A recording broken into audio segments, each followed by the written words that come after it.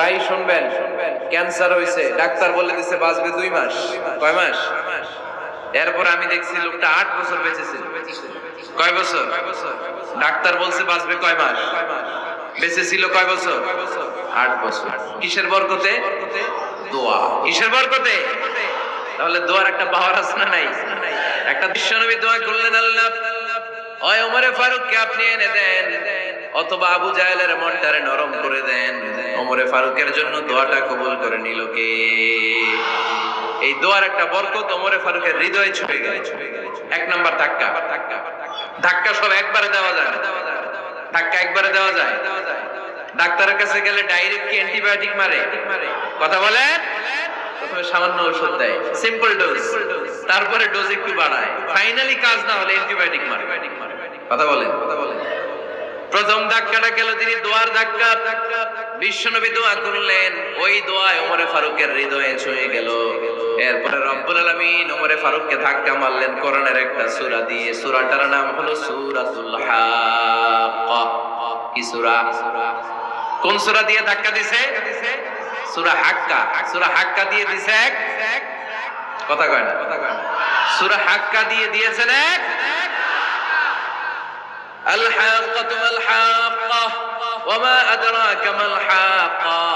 সূরা হাক্কা দিয়ে আল্লাহ একটা ধাক্কা মারলেন।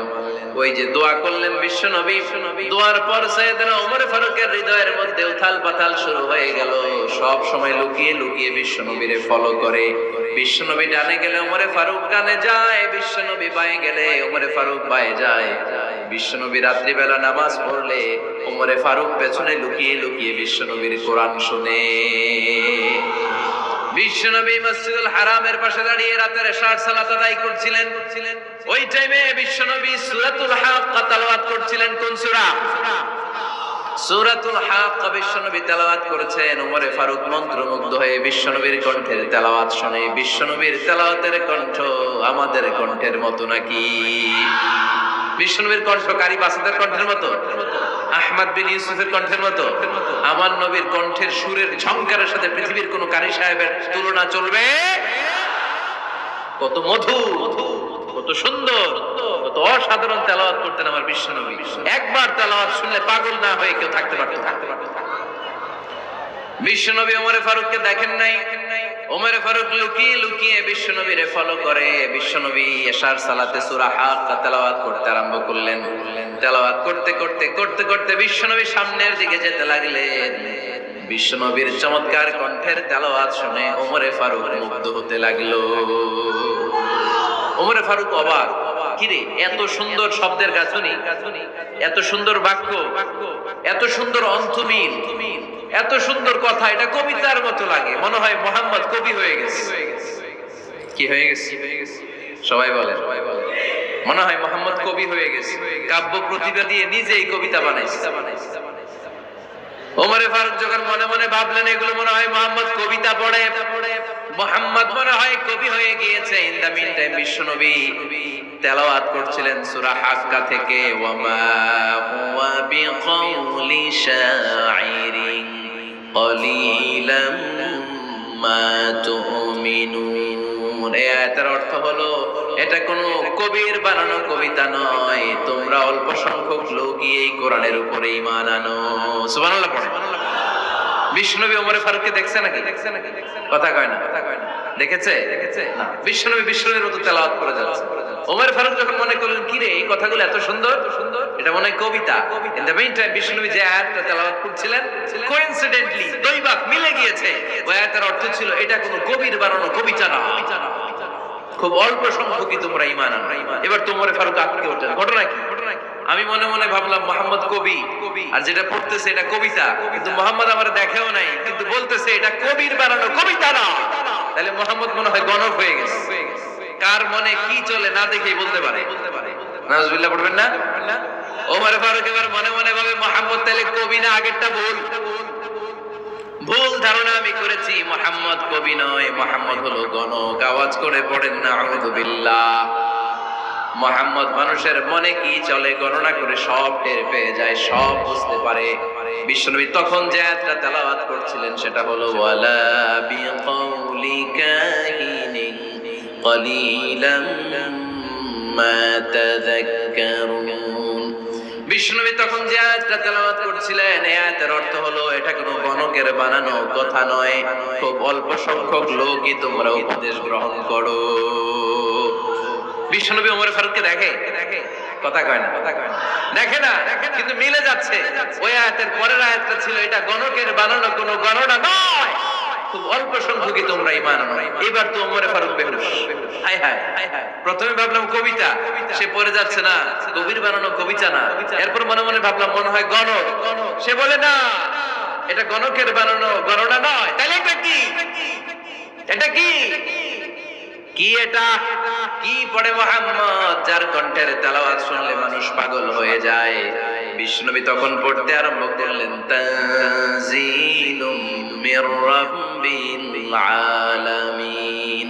এর মানে হলো এটা কবিতা না, এটা গণকের বানানো গণনা না, মানুষের বানানো কিচ্ছু না, এটা গোটা বিশ্বের রব আল্লাহ পাকের বাণী। সুবহানাল্লাহ পড়ে। এই 2 নাম্বার ডোজ করলো। প্রথম ডোজ পড়ছে দোয়ার ডোজ। প্রথম ডোজ কিসের? দোয়া। 2 নাম্বার সূরা হাক্কা দিয়ে আল্লাহ দিলেন এক ধাক্কা। এই সূরা হাক্কার ওই ঘটনার পর ওমর ফারুক তো পাগল পড়া। কি ঘটে গেল আমার সাথে ওই দিন? আমি মনে মনে যা ভাবি সব মুহাম্মদ বুঝে। আল্লাহ 2 নাম্বার ডোজ দিলেন সূরা হাক্কা দিয়ে এক ধাক্কা। সুবহানাল্লাহ পড়েন। এরপর ওমর ফারুক প্রায় বিশ্বনবীর কথা ভাবেন, বিশ্বনবী কোথায় যান লুকিয়ে লুকিয়ে দেখেন। এবার রব্বুল আলামিন ভাবলেন এবার সূরা তাহা দিয়ে আমি 3 নাম্বার ডোজ দিয়ে দেব। পড়েন সুবহানাল্লাহ। এবার 3 নাম্বার ডোজ পাবেন, কিন্তু শয়তান ওয়াসওয়াসা দিচ্ছে ওমর ফারুক যাও, মক্কায় ঘোষণা হয়েছে মুহাম্মদের কল্লা এনে দিতে পারলে এত এত স্বর্ণ মুদ্রা। শয়তানের ওয়াসওয়াসায় আবার ভুল পথে হাঁটতে লাগলেন সাইয়েদনা ওমর। নাঙ্গা তরবারি নিয়ে বিশ্বনবীর মাথা কাটার জন্য বের হয়ে গেলেন। বনু জাহারা গোত্রের একটা লোক বলে ওমর তুমি কোথায় যাও? ওমরে ফারুক বলেন মুহাম্মাদের কল্লা কাটার জন্য যাচ্ছি। পড়েন নাউজুবিল্লাহ। আবু জাহরা গোত্রের লোক বলে তুমি মুহাম্মাদের কল্লা কাটতে যাও? আরে তোমার বোন ফাতিমা বিনতে খাত্তাব আর তোমার বোনের জামাই সাঈদ, এরা তো দুজন কালিমা পড়ে মুসলমান হয়ে গেছে। আরে মুহাম্মাদের কল্লা পরে কেটো, আগে ঘর সামলাও। যে ওমর আগে ঘর সামলাও, পরে তুমি মুহাম্মাদের কল্লা কাটতে যাও। ওমরে ফারুক রেগে গেলেন, রাস্তা ঘুরিয়ে বাড়ির দিকে চলতে আরম্ভ করলেন। রাগে তিনি গড়গড় করছেন। ওমরে ফারুকের বোন ফাতিমা বিনতে খাত্তাব, বোনের জামাই সাঈদ, তাদের দুইজনকে খাব্বাব রাদিয়াল্লাহু তাআলা সূরা তাহা ঘরের ভিতরে তেলাওয়াত করে শোনাচ্ছিল। পড়েন সুবহানাল্লাহ। সূরা তাহা দিয়ে আল্লাহ একটু পরে ধাক্কা মারবে, আরেকটা মারবে। ওমরে ফারুক যখন আসলেন, ওমরে ফারুকের আওয়াজ শুনে খাব্বাব রাদিয়াল্লাহু তাআলা লুকিয়ে গেলেন। ওমরে ফারুক দরজার মধ্যে কড়া নাড়লেন। বোন বলে কে তুমি? সাইয়েদনা ওমর বললেন আমি ওমর। খুলে দেওয়া হলো। ঘরের ভেতরে ঢুকেই কথা নাই বার্তা নাই, নিজের আপন বোনকে মারতে শুরু করলো ওমর। বোন জামাইকে আঘাত করতে শুরু করলো। মারতে মারতে নিজের কলিজার টুকরা বোনকে, বোনের জামাইকে সাইয়েদনা ওমরে ফারুক পিটাতে পিটাতে রক্তাক্ত করে ফেললেন। গা দিয়ে ফিনকি বের হয়ে যখন রক্ত বের হয়, সাইয়েদনা ওমরে ফারুকের দিলের মধ্যে মায়া তৈরি হয়ে যায়। সাইয়েদনা ওমরে ফারুক বললেন আমার কলিজার টুকরা বোন আর বোন জামাই, তোরা কেন মুহাম্মাদের কথায় পাগল হলি? বুঝলাম না কেন মক্কার লোকগুলো পাগল পড়া হয়ে সব মুহাম্মাদের দলে চলে যায়। কি এমন কথা মুহাম্মদ তোদের শোনায়? কি এমন বাণী তোদের শোনায় যে বাণী শুনে সব তোরা মুহাম্মাদের দলে চলে গেলি? কি আছে মুহাম্মাদের কাছে? কি কি জাদুটা? কি কি জাদু পেলি সেখানে? আমার একটু দেখা। বোন ফাতেমা বলে না ভাই, ইন্নাকা রিজিস, তুমি নাপাক। লা ইয়ামাসসুহু ইল্লাল মুতাহহারুন, পাক পবিত্র না হয়ে আল্লাহর এই কালামে স্পর্শ করা যায় নাকি? আওয়াজ করে বলেন স্পর্শ করা যায়? ভাই তুমি গোসল করে আসো, তাহলে তোমার হাতে তুলে দিব, তুমি পড়লেই বুঝতে পারবা কি আছে আল্লাহর এই কোরআনে। সুবহানাল্লাহ। সাইয়েদনা ওমর ফারুক গোসল করে আসলেন। বোন এবার সূরা তাহা চামড়ার মধ্যে সূরাতু তাহার কিছু অংশ লিখে খাব্বাব রাদিয়াল্লাহু তাআলা আনহু লুকিয়েছিলেন ওনার হাত থেকে সূরা তাহার অংশটা নিয়ে সাইয়েদনা ওমর ফারুকের বোন ওমর ফারুকের হাতে দিয়ে বলল ভাই তুমি আসার আগে এই অংশটা সবাই মিলে তেলাওয়াত করছিলাম। ওমর ফারুকের হৃদয়টা তখন একেবারে নরম, কারণ আগে ধাক্কা খাইছি কয়টা? জোরে বলতে হবে। প্রথম ধাক্কাটা কিসের? হ্যাঁ দোয়া। দ্বিতীয়টা হাক্কা, সূরার নাম হাক্কা দিয়ে দিয়েছেন আল্লাহ ধাক্কা। এবার দিলেন সূরা তোহার ধাক্কা। ওমর ফারুক হাতে নিলেন, খুব ভালো আরবি জানতেন, চমৎকার আরবির অর্থ বুঝতেন, কারণ আরবি ভাষাভাষী মানুষ। হাতে নিয়ে নজর দেওয়ার পরে ওনার চোখ দিয়ে দার দার করে পানি বের হয়ে গেল।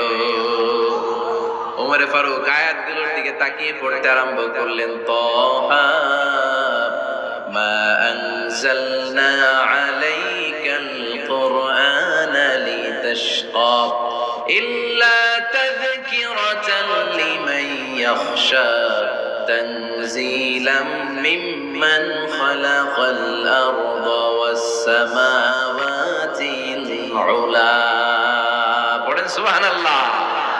উনি পড়তে আরম্ভ করলেন, তাহা মা আনজালনা আলাইকাল কুরআনা লিতাশকা, এই কোরআনকে হতভাগা জাতি হিসেবে থাকার জন্য তোমাদের উপর নাজিল করি নাই।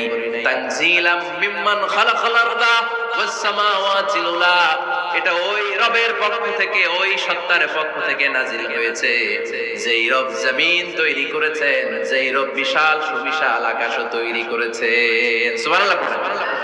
সূরা তোহার এই চমৎকার অসাধারণ শব্দ গাঁথনি দিয়ে এই আয়াতগুলো যখন পড়তে আরম্ভ করলেন, ওমর ফারুক আর নিজের উপর ব্যালেন্স রাখতে পারলেন না, আর ধরে রাখতে পারলেন না। এবার ডাইরেক্ট অ্যাকশন। এবার কি? তিন নাম্বার ধাক্কা খেয়ে, সূরা তোহার ধাক্কা খেয়ে আর সামলাতে পারলেন না, পাগলের মতো হয়ে গেলেন। বলতে আরম্ভ করলেন, আইনা মুহাম্মদ, মুহাম্মদ কোথায়? সাইয়েদনা খাব্বাব বললেন, বিশ্বনবী সাফা পাহাড়ের পাদদেশে দারুল আরকাম ইবনে আবিল আরকামের ঘরে বসে বসে লুকিয়ে লুকিয়ে কোরআনের দাওয়াত দিচ্ছে। ওমর, তুমি যদি মুহাম্মদ সাল্লাল্লাহু আলাইহি ওয়াসাল্লামের দেখা পেতে চাও, তাড়াতাড়ি দারুল আরকামের ঘরের দিকে ছুটে যাও।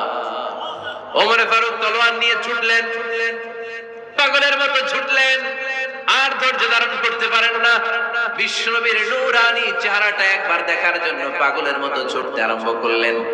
ওমর ফারুককে দারুল আরকামের কাছে আসতে দেখে বিশ্বনবীর চাচা হামজা ইবনে আব্দুল মুত্তালিব এসে বলে, নবী তাড়াতাড়ি দারুল আরকামের ঘর থেকে আপনি পালিয়ে অন্য কোথাও চলে যান। ওই যে ওমর ইবনে খাত্তাব নাঙ্গা তলোয়ার নিয়ে আপনার উপর আক্রমণ করার জন্য ছুটে আসছে গো নবী। বিশ্বনবী বললেন, ও আমার সাহাবারা, ও আমার চাচা হামজা, সবাই আপনারা সরে যান, ওমরে আসতে দেন, ওমরে বাধা দিয়েন না। কারণ কিছুদিন আগে তাহাজ্জুদের নামাজ পড়ে আমি আল্লাহর কাছে একটা বিশেষ দোয়া করেছি, আমার মন বলছে ওই দোয়াটা আল্লাহ কবুল করতে শুরু করেছে। ওমরে ফারুক চলে আসলেন, এসে কোনো কথা নাই, চিৎকার দিয়ে বললেন, আশহাদু আল্লা ইলাহা ইল্লাল্লাহ ওয়া আশহাদু আন্না মুহাম্মাদান আবদুহু ওয়া রাসূলুহু, আমি সাক্ষ্য দিলাম আল্লাহ এক, অদ্বিতীয়, আল্লাহ ছাড়া কোনো ইলাহা নাই, নিশ্চয় আপনি মুহাম্মদ আল্লাহর বান্দা এবং রাসূল। সুবহানাল্লাহ। এই কালমা শাহাদাতের ভেতরে আল্লাহর কথা, আমার নবীর কথা ঢুকিয়ে দিয়েছে কে? ঝিনুকের ভেতর লুকিয়ে থাকে যেমন মতি, ঝিনুকের ভেতর লুকিয়ে থাকে যেমন মতি, কালমা শাহাদাতে আছে আল্লাহর জ্যোতি, কালমা শাহাদাতে আছে আল্লাহর জ্যোতি। পড়েন, ঝিনুকের ভেতর লুকিয়ে থাকে যেমন মতি, ঝিনুকের ভেতর লুকিয়ে থাকে যেমন মতি, কালমা শাহাদাতে আছে আল্লাহর জ্যোতি, কালমা শাহাদাতে আছে আল্লাহর জ্যোতি। পড়েন আল্লাহু আকবার। ওই শাহাদাতের জ্যোতি সাইয়েদনা ওমর ফারুকের হৃদয়টারে উজালা করে দিল। দুনিয়ার সব ভয়কে পেছনে ফেলে এক আল্লাহর ভয়কে অন্তরে ধারণ করে আওয়াজ করে বললেন, আশহাদু আল্লা ইলাহা ইল্লাল্লাহু ওয়াহদাহু লা শারীকা লাহু ওয়া আশহাদু আন্না মুহাম্মাদান আবদুহু ওয়া রাসূলুহু। পড়েন সুবহানাল্লাহ। তিনটা ধাক্কা। কয়টা? সবাই বলতে হবে কয়টা? প্রথম ধাক্কাটা দোয়া, দ্বিতীয় ধাক্কা হাক্কা, তৃতীয় ধাক্কা সূরা তোহা। তিনটা ধাক্কার মাধ্যমে সাইয়েদনা ওমর ফারুককে মুসলমানদের লিডার বানায় দিল কে? ওমর ফারুক কালিমা পড়ে মুসলমান হয়ে গেছে। নও মুসলিম সাহাবাদের মধ্যে আনন্দের বন্যা বয়ে গেল। বিশ্বনবী খুশি হয়ে গেলেন, আল্লাহ শুকরিয়া করলেন, আল্লাহ তুমি আমার দোয়া ফিরিয়ে দাও নাই। আমি বলেছি দুজনের একজনকে চাই, তুমি ওমরে ফারুককে দান করেছো, বলেন আলহামদুলিল্লাহ। এবার ওমরে ফারুক বিশ্বনবীর প্রশ্ন করলেন, নবী আলাসনা আলাল হক, আমি প্রশ্ন করি উত্তর দেন, আমরা কি সত্যের উপর নাই? বিশ্বনবী বললেন, বালা ওমর, আমরা এই সত্যের উপরে আছি। আমাদের কোরআন কি সত্য নয়? বিশ্বনবী বললেন, কোরআনও সত্য। আমাদের রব আল্লাহ কি সত্য নন? বিশ্বনবী বললেন, সত্য। ওমরে ফারুক বললেন, তাহলে ফিমাল ইখতিফা, তাহলে লুকিয়ে লুকিয়ে আর গোপনে দাওয়াতি কাজ কেন? আপনি সত্য নবী, কোরআন সত্য কিতাব, আমার রব আল্লাহ সত্য, আর আমি ওমর কালিমা পড়ে মুসলমান হয়ে গিয়েছি, তাহলে ফিমাল ইখতিফা, আর লুকিয়ে লুকিয়ে কোরআনের দাওয়াত দিবেন কেন? বের হন, মক্কার শহরের মাঝখানে চলে আসেন, চিৎকার করে আমরা আল্লাহর নামের ঘোষণা দেব। বিশ্বনবী বললেন, না ওমর,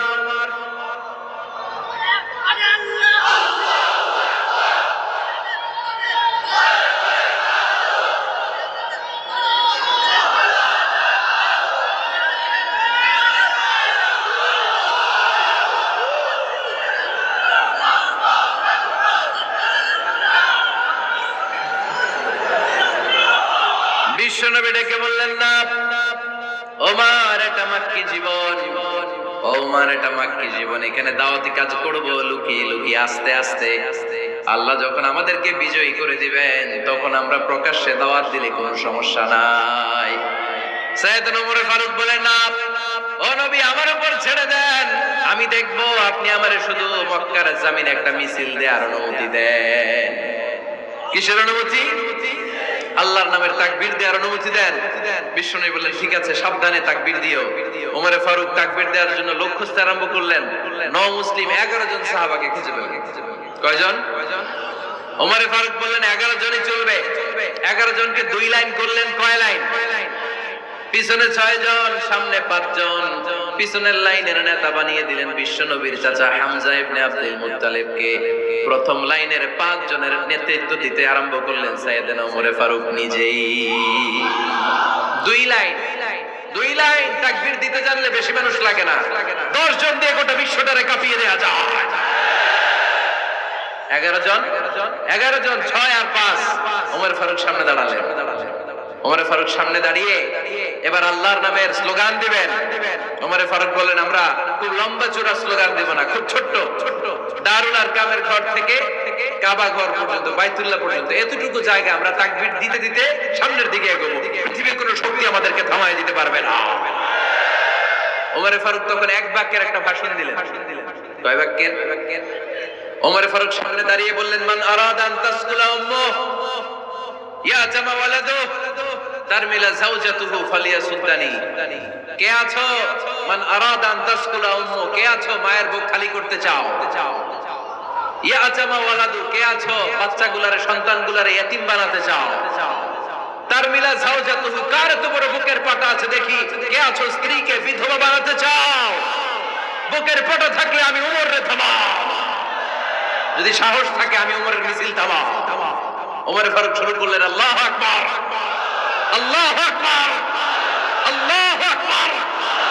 স্লোগান দিতে দিতে সাইয়েদনা ওমর ফারুক কাবার গিলাফ যে স্পর্শ করলেন, ওমর ফারুকের এই স্লোগান কেউ থামাতে পারে নাই। কিয়ামত পর্যন্ত এই আল্লাহর নামের স্লোগান কেউ থামাতে পারবে না। চিল্লায় বলো ঠিক কিনা?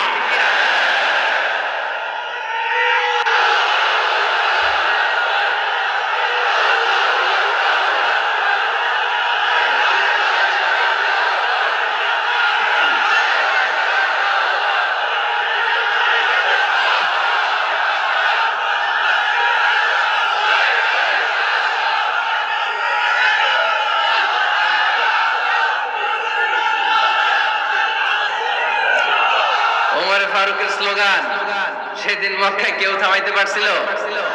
আওয়াজ করে বলতে পারছিল? এখনো আল্লাহর নামের স্লোগান কেউ থামাই দিতে পারবে? কিয়ামত পর্যন্ত আমার রবের স্লোগান কেউ থামাতে পারবে? পারবে না। ওমর ফারুক স্লোগান দিলেন। আবু জাহেল, উতবা, শাইবা, ওয়ালিদ ইবনে মুগীরা আল্লাহু আকবার ধ্বনি শুনে বাইরে আসছে। কিরে, এত বড় স্লোগান! আমাদের কাছ থেকে পারমিশন নেয় নাই, অনুমতি নেয় নাই। অনুমতি নেওয়া ছাড়াই স্লোগান শুরু। বের হয়ে দেখে মিছিলের সামনে ওমর। ওমরে ফারুককে দেখে আবু জাহেল দিছে এক দৌড়, উতবা দিছে আরেক দৌড়, সাহেবা দিছে বহু দৌড়। সুবহানাল্লাহ পড়বেন না? এজন্য ওমর বেশি লাগে না, ওমর লাগে একজন। চিল্লায় বলতে হবে ওমরে ফারুক লাগে কয়জন? একজন। ওমরই গোটা বিশ্বের চেহারা পাল্টে দিতে সক্ষম। চিল্লায় বলেন ঠিক কিনা? গোটা বিশ্বে মুসলমানদের আছে করুণ অবস্থা। আমাদের কোনো সেন্ট্রাল লিডারশিপ নাই। আমাদের মুসলিম দেশগুলোর এক করে রাখবে, ভাইয়ের ভাইয়ের মতো রাখবে, আমাদের স্বার্থ নিয়ে কথা বলবে, এরকম নেতা আমাদের নাই। ঠিক কিনা? আমরা সেই ওমরে ফারুকের অপেক্ষায়, আমরা সেই ইমাম আল মাহাদির অপেক্ষায়, যার একটা হুঙ্কারে আর আহ্বানে গোটা বিশ্বের সব মুসলমান এক প্ল্যাটফর্মে চলে আসবে। ওইরকম নেতা একজন লাগবে। কয়জন? গোটা মুসলিম উম্মাহকে একত্রিত করার জন্য একজন ওমরই যথেষ্ট। ঠিক কিনা? আবার বিশ্বনবী বলছেন লা নাবিয়্যা বা'দি ওয়ালা রাসূলা, আমার পরে কোনো নবী নাই, আমার পরে কোনো রাসূল নাই। তবে লাউ কানা বা'দি নাবিয়্যুন লাকানা উমর, আমি নবীর পরে যদি নবী হওয়ার যোগ্যতা কারো থাকে, আমার ওমরের মধ্যে সেই যোগ্যতা আল্লাহ দিয়েছে। প্রভু তুমি বলেছো রাসূল দেবে না, বলনি দেবে না ওমর, বলনি দেবে না হামজা তারি, খালিদ বিজয় সমর। প্রভু তুমি বলেছো রাসূল দেবে না, বলনি দেবে না ওমর, বলনি দেবে না হামজা তারি, খালিদ বিজয় সমর। প্রভু তুমি বলেছো রাসূল দেবে না। আল্লাহু আকবার। একটা ওমর দরকার। কয়জন দরকার? কয়জন দরকার? এই পুরা উম্মাহ, মুসলিম উম্মার মধ্যে ওনার পজিশন নাম্বার 3। ওমর ফারুকের পজিশন নাম্বার 1 নাম্বার পজিশন বিশ্বনবী সাল্লাল্লাহু আলাইহি ওয়াসাল্লাম। দ্বিতীয় পজিশন আবু বকর। আর 3 নাম্বার পজিশন সুবহানাল্লাহ পড়বেন না? আশরাতুল মুবাশশিরিনা বিল জান্নাহ, জান্নাতের সুসংবাদ প্রাপ্ত অনেক সাহাবার কথা হাদিসে পাওয়া যায়, কিন্তু এক হাদিসে আল্লাহ রাসূল সাল্লাল্লাহু আলাইহি ওয়াসাল্লাম 10 জন সাহাবীর কথা বলেছেন। ওই 10 জনের ভেতরে সাইয়েদনা ওমর ফারুক আছে না নাই? আবার ওমর ফারুক ছিলেন বিশ্বনবীর শ্বশুর। সাইয়েদনা ওমর ফারুকের কন্যা হাফসা রাদিয়াল্লাহু তাআলা আনহাকে বিশ্বনবী বিয়ে করে ওমর ফারুকের জামাই হয়েছে, আর ওমর ফারুককে বিশ্বনবী শ্বশুর বানিয়েছে। সুবহানাল্লাহ পড়েন। আগে জানতেন এটা? ওমর ফারুক রাদিয়াল্লাহু তাআলা আনহু যে বিশ্বনবীর শ্বশুর ছিল, এটা আজকে প্রথম জানলেন। কে কে দেখি? দেখছেন? অনেকেই জানেন। মাশাআল্লাহ, হাত নামান, আমরা জেনে নিব। জানতে কোনো সমস্যা নাই, বাঁচতে হলে জানতে হবে। বাঁচতে হলে কি করতে হবে? জানতে হবে। 4 জন খলিফার 2 জন হচ্ছে বিশ্বনবীর মেয়ের জামাই, বাকি 2 জন হচ্ছে বিশ্বনবীর শ্বশুর। সাইয়েদনা উসমান রাদিয়াল্লাহু তাআলা আনহুর কাছে বিশ্বনবী সাল্লাল্লাহু আলাইহি ওয়াসাল্লাম 2 কন্যাকে বিয়ে দিয়েছেন। বিশ্বনবী সাল্লাল্লাহু আলাইহি ওয়াসাল্লামের মোট কন্যা 4 জন। কয়জন? বড় মেয়ের নাম যায়েনব রাদিয়াল্লাহু তাআলা আনহা, ওনার স্বামীর নাম ছিল আবুল আস ইবনে রাবি'। তারপরের মেয়ের নাম হচ্ছে উম্মে কুলসুম, ওনাকে বিয়ে দিয়েছিলেন বিশ্বনবী সাইয়েদনা ওসমান রাদিয়াল্লাহু তাআলা আনহুর সাথে।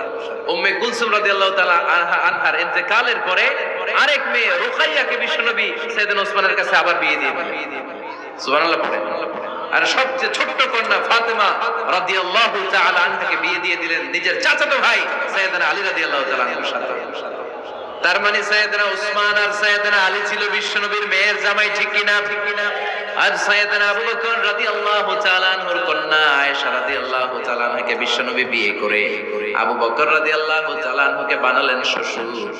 আর ওমর ফারুকের কন্যা হাফসা রাদিয়াল্লাহু তাআলা আনহাকে বিয়ে করে ওমর ফারুককে বানালেন শ্বশুর। তাহলে 4 খলিফার 2 জন জামাই। 2 জন আওয়াজ করে বলতে হবে, 4 খলিফার 2 জন, বাকি 2 জন। ওমর ফারুক রাদিয়াল্লাহু তাআলা আনহুকে আল্লাহ তাআলা জ্ঞানও দিয়েছেন, আবার প্রজ্ঞাও দিয়েছেন।